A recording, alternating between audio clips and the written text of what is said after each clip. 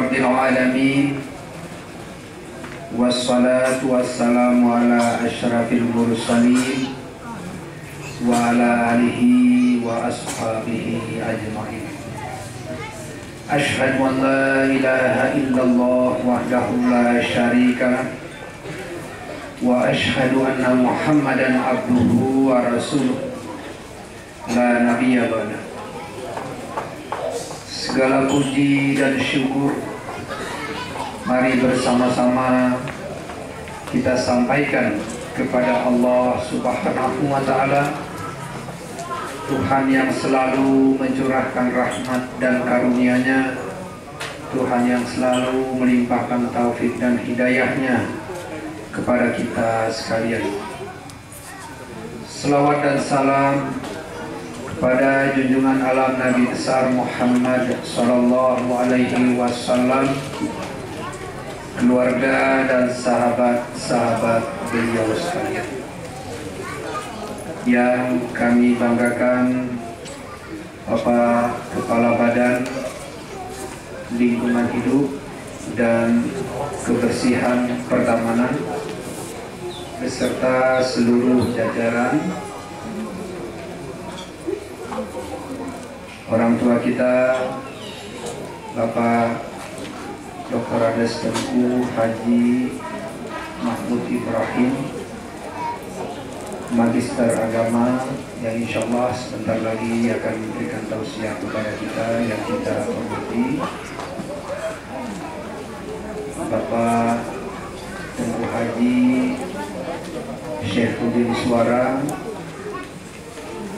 Imam kita salat Isya, Tarawih dan Witir tadi yang kita banggakan. Beliau adalah pimpinan Pondok Pesantren Kuba, Bapak Kepala Dinas Kesehatan, ada Bapak Asisten Asisten Administrasi Pembangunan, Kepala BUMD Tanah Gayu, hadirin sekalian, ibu-ibu dari jajaran PKK, itu pimpinan Dharma Wanita, dan yang paling kami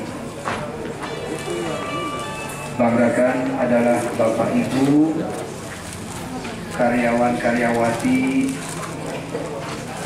di jajaran Badan Lingkungan Hidup, Kebersihan dan Pertamanan, baik petugas di kantor, terlebih lagi petugas di lapangan yang berkarya.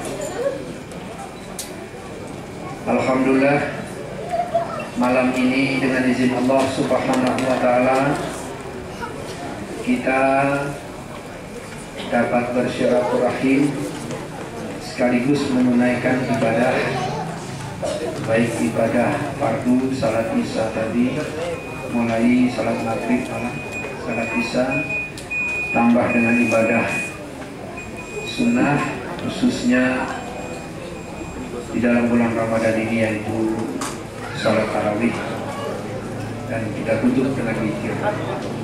Semua ini adalah dengan izin Allah Subhanahu wa Ta'ala.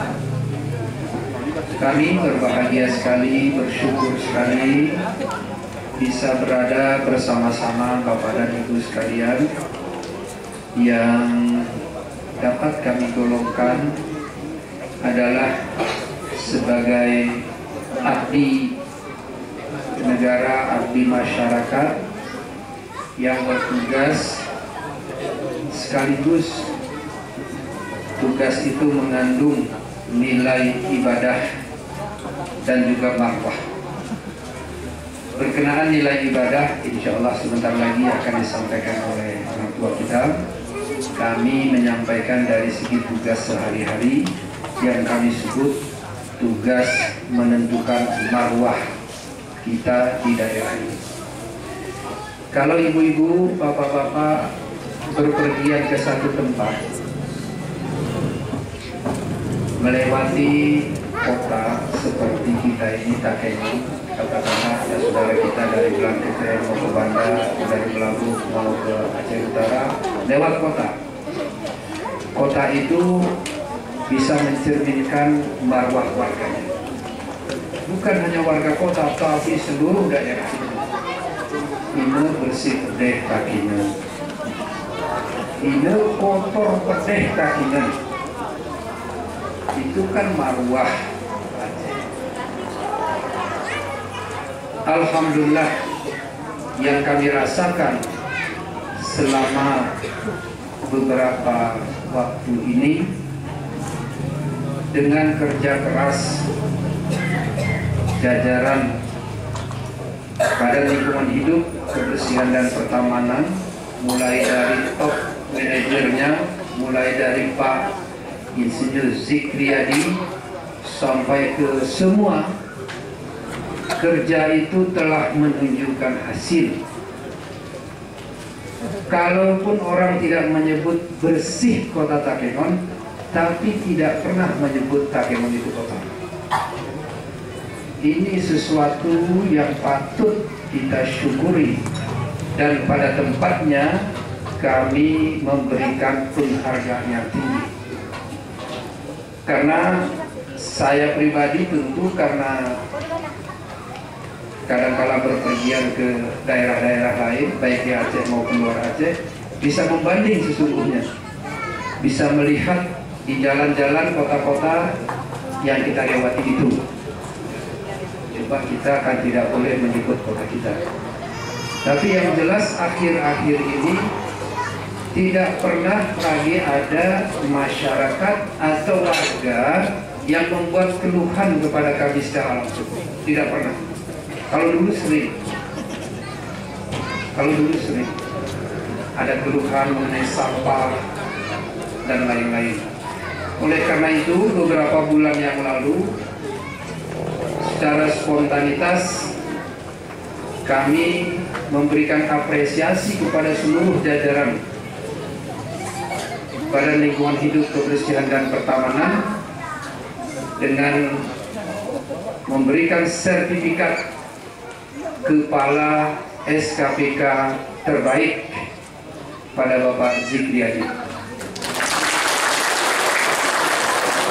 Kami kira itu tidak berlebihan, karena apa yang Bapak Ibu kerjakan selalu saya ikuti. Yang bekerja bukan hanya Bapak dan Ibu sekalian, tapi seluruhnya.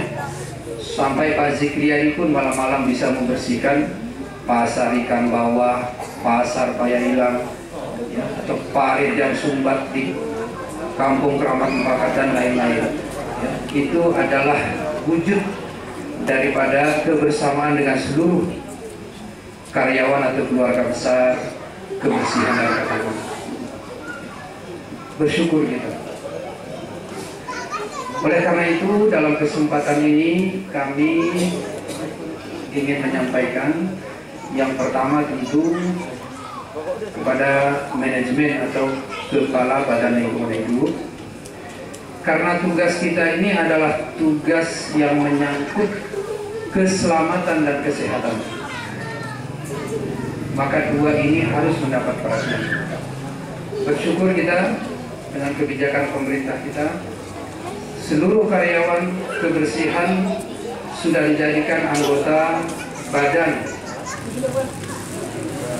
Penyelenggara Jaminan Kesehatan atau BPJS,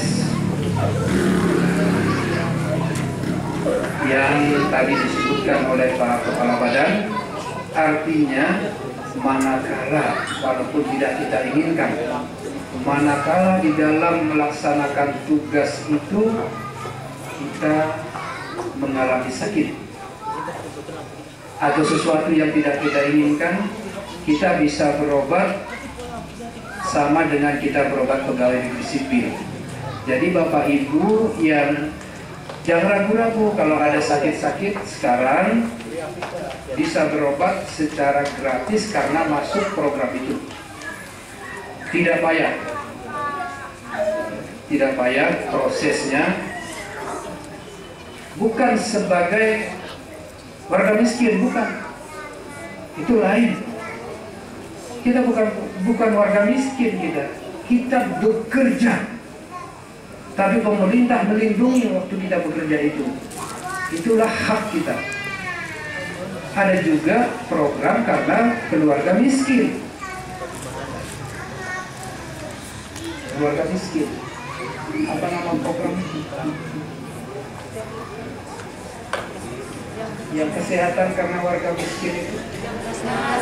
Jamkesmas. Kita bukan itu. Itu cuma diberikan pemerintah kepada warganya yang kurang mampu. Kita bukan kurang mampu. Kita keringat kita. Tadi disampaikan oleh Pak Zikriadi, disisihkan sedikit sehingga kita berhak mendapat jaminan kesehatan. Jangan takut, jangan ragu untuk berobat. Kalau ada kesulitan, sampaikan Pak Kepala Badan, ada Pak Kadis Kesehatan. Saya kira mudah saja. Ya, jangan dibiarkan kita kurang sehat. Karena dengan uang kita sendiri, sama dengan pegawai negeri sipil, gajinya disisihkan untuk berobat. Kita pun seperti itu sekarang. Kita pun seperti itu. Itu dari segi kesehatan. Yang kedua dari di segi kesehatan ini juga tolong kita perhatikan bahwa setiap kita bekerja, karena umumnya di bawah lingkungan hidup, kebersihan dan pertamanan ini adalah berpotensi adanya sumber penyakit. Berpotensi bukan berarti ada sumber penyakit. Sumber penyakit di mana-mana ada, di ruangan ini pun ada. Nggak usah takut itu. Berpotensi karena kita berurusan dengan debu, sampah, dan lain-lain. Oleh karena itu, untuk menjaga jangan sampai kita terlalu mudah diserang oleh penyakit, maka alat-alat jaminan kesehatan kita harus mendapat perhatian. Contohnya kalau yang di jalan atau membersihkan sampah, kalau bisa pakai masker. Jangan malu pakai itu. Jangan malu. Itu debu biasa pun. Kalau daerah yang sudah banyak asap, dianjurkan oleh pemerintah semua rakyat itu pakai masker. Berpotensi kita menghirup, apalagi di dalam tumpukan sampah yang membersihkan sampah. Pakai itu. Demikian juga mungkin sepatu, terutama bagi kaum bapak yang membersihkan dari TPS diangkut menuju ke TPA, yang bertugas di truk pada saat memuat atau menurunkan, atau waktu kita di atas pada saat berjalan, gunakan pengaman itu minimal untuk daya tangkalnya. Jangan terlalu mudah, apalagi khusus bapak-bapak ya. Kalau bisa di luar bulan puasa, pada saat kerja jangan merokok. Pada saat kerja jangan merokok. Kalau bisa sepanjang waktu jangan merokok. Tapi kalau harus merokok, jangan waktu kerja. Bersihkan dulu, karena itu berpotensi. Kita jaga kesehatan kita, karena kita kerja ini bukan 1-2 hari, tapi berbulan-bulan, bahkan bertahun. Jangan nanti pada saat usia kita sudah agak lanjut, daya tahan menurun, kita jadi terserang. Mungkin sekarang karena masih kuat, penyakitnya tidak menimbulkan gejala. Jadi kita tetap harus antisipasi atau waspada. Nah, dari segi keamanan, dari segi keselamatan, terutama walaupun semua ini yang bekerja untuk membersihkan taman di 2 jalur itu, kalau yang menyapu mungkin tidak selamanya di tengah-tengah, kadang-kadang sudah di pinggir. Tapi kalau yang 2 jalur kan pasti yang membersihkan taman pasti di tengah-tengah selalu. Yang disebut 2 jalur itu berarti kecepatan kendaraan tinggi. Di mana-mana kalau namanya 2 jalur, itu jalannya bagus, kecepatannya tinggi. Oleh karena itu, kalau ada yang membersihkan itu, saya sering perhatikan, persiapan untuk pengamanan masih perlu ditingkatkan. Minta dari Dinas Perhubungan rambu-rambu sebagai tanda kita sedang bekerja. Kadang-kadang itu saya perhatikan, membersihkan median jalan itu, di sini dipasang rambu itu pun dekat sekali dengan median. Kita di sana bekerja, itu kurang aman. Kalau bisa 2 itu rambu setiap orang bekerja. 1 agak jauh sana, kira 10 meter. Jaraknya juga bisa 1 meter, supaya hati-hati. 1 lagi dekat dengan kita. Karena sekali lagi saya sebutkan, jalan 2 jalur itu biasanya kecepatan tinggi. Nggak bisa orang tiba-tiba mengerem kalau kita dekat. Kecuali jauh, di sana sudah ada rambu, kemudian di sini sudah ada rambu lagi, itu biasanya orang sudah. Itu harus mendapat perhatian.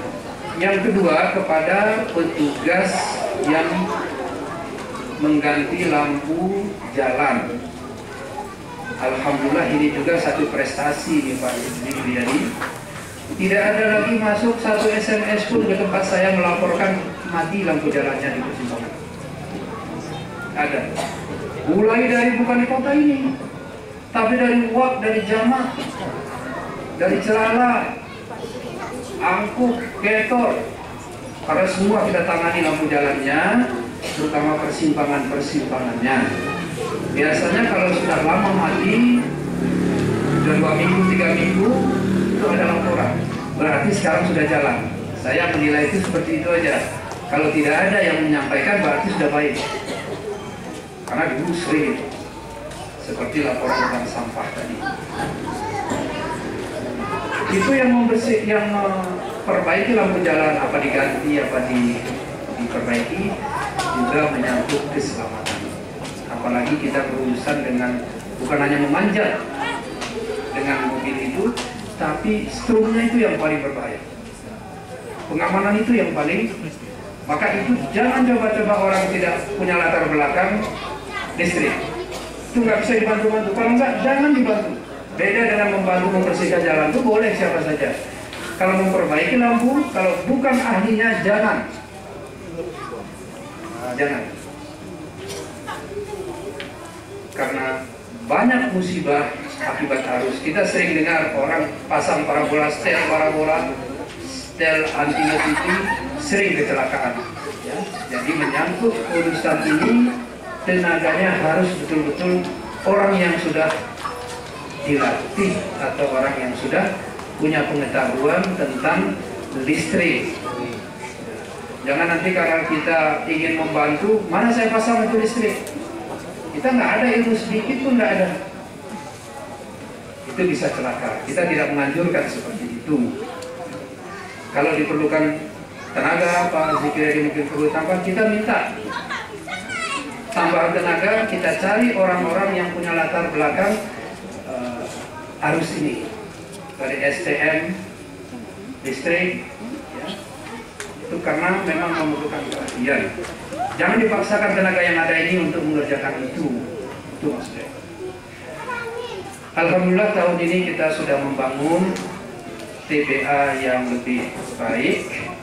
Kami kira itu sudah cukup baik, karena nanti dari TPA itu akan keluar, setelah diolah, akan keluar pupuk organik, tidak berbau, tidak mengandung pencemaran.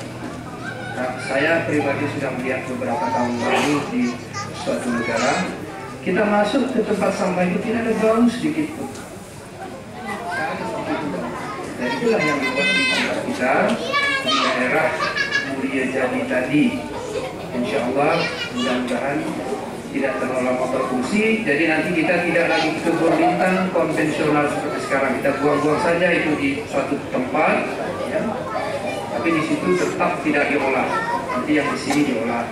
Apalagi volume sampah kita tadi disampaikan 35 ton per hari, tambah 6 ton dalam bulan puasa ini. Jadi menjadi 41 ton. Ke depan lebih tinggi lagi. Lebih tinggi lagi. Cuma memang petugas di bidang kebersihan pertamanan ini harus lebih banyak sabar. Harus sabar dalam bertugas. Ya, saya pun sering memperhatikan ibu-ibu baru selesai menyapu, datang orang dengan mudahnya membuang sampah dari mobil. Ya, dengan mudahnya membuang botol rokok. Hanya orang-orang yang sabar yang bisa bekerja di dinas kebersihan pertamanan ini. Kalau tidak punya kesabaran, nggak bisa bertugas di sini. Bisa membuat masalah. Karena memang pemahaman masyarakat kita itu masih seperti ini. Oleh karena itu, Pak Kadif, Pak Kaban, di TPS-TPS itu, di tempat-tempat pembuangan sampah sementara, tolong dibuat himbauan. Tolong dibuat himbauan. Apa saja boleh bunyinya yang menyatakan bahwa buanglah tempat itu pada itu belum penuh, kenapa harus dibuang di luar? Heran saya. Kalau sudah penuh bisa dimaklumi, tapi itu masih kosong, kenapa harus di luar ditaruh? Bersilakan. Ya. Makanya saya bilang harus orang-orang yang sabar, ya, bekerja di lingkungan ini. Apa bunyinya? Jangan lagi buang sampah di tempatnya, itu memang sudah dari dulu itu bangsa itu. Ya. Buang sampah jangan sembarangan itu sudah dari dulu. Coba yang lebih menyentuh, apa bunyinya itu? Apa bunyinya? Di setiap TPS itu ada satu. Apa saja bunyinya? Jangan buang sampah sembarangan, jangan buanglah sampah pada tempatnya, itu sudah dari dulu. Ya, nggak dipenuhi orang lagi. Ya.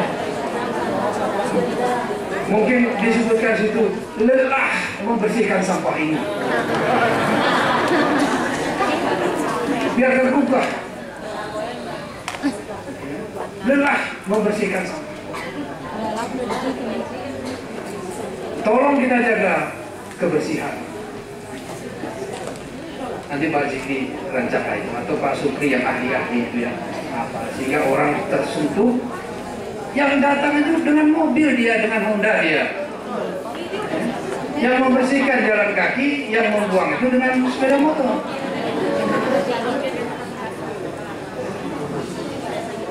Coba kalimat yang keluar dari Bapak, dari Ibu yang selalu membersihkan itu apa, sehingga orang tersentuh.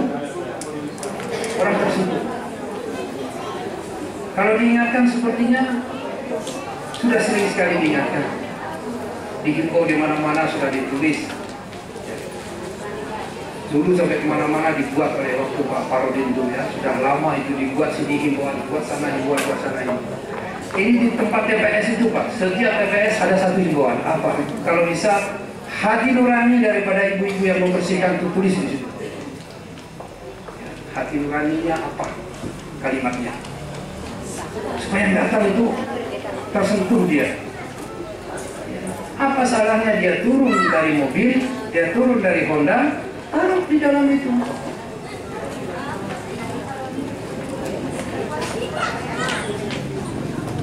Mudah-mudahan pertemuan kita ini ada manfaatnya. Akhirnya atas kebersamaan kita kami menyampaikan penghargaan yang tinggi.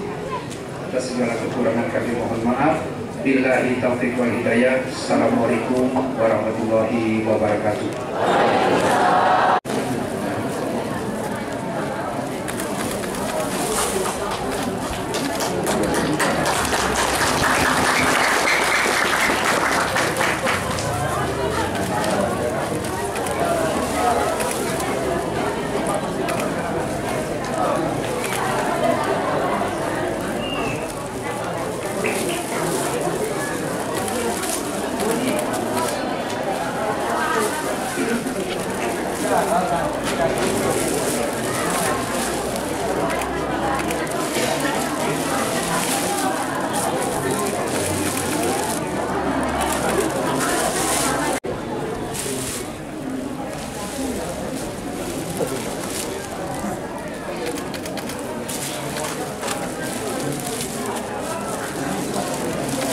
Kami mohon Bapak-bapak jangan dulu bergerak.